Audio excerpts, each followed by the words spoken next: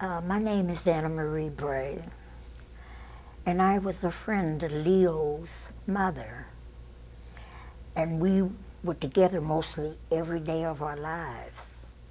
At first it was just Joyce and Butch, and then come along Leo, and he became my child. And I just felt my world around him and my two children and her three. I didn't know I was getting an added family, but I did. And I enjoyed it as I went along. I didn't know how I was going to do it, but I did it. And today, there he is, big, strapping young man. And I'm so proud of him because he's picked himself up and came a long way. He's somebody that I just can't express my feelings for. They're so deep.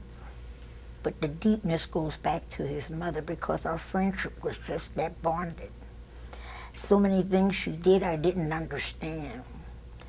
Like when I came from the hospital and happened to stop by on Caldwell Street and found him on a suitcase with just a wet diaper and a mess diaper, eating his own feces.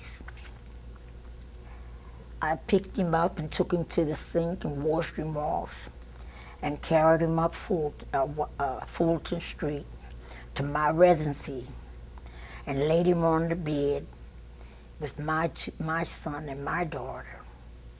And he became my child. But then everybody, all of a sudden, after a couple months, decided they wanted him. That hurt me. I never got over it, really, but I never had the chance to talk about it. And I still can't talk about it because it hurts too much.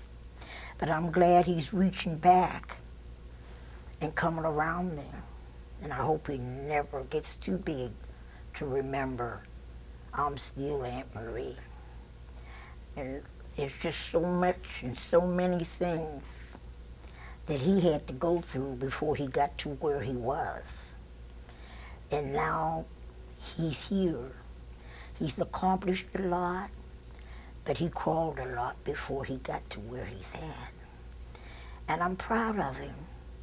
I can't express the feeling, but I know the joy is down in my soul for him. When he comes and he calls, and the calls that he do make regularly mean so much to me. I lost my son, and those two were the closest, and my daughter. They were all raised together.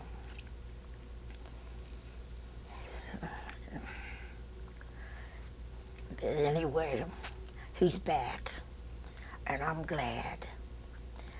And I'm glad to see that he is who he is, a man of distinction, who lifted himself from the gutter up and stood on his own 2 feet as a man.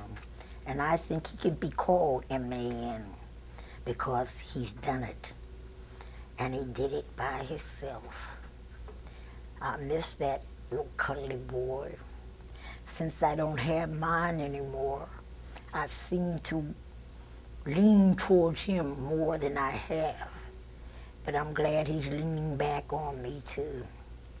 So I hope he don't walk out and forget to come home, because as long as I got a door, he's got a home. And I love you, Timmy. That's all I can say. I love you.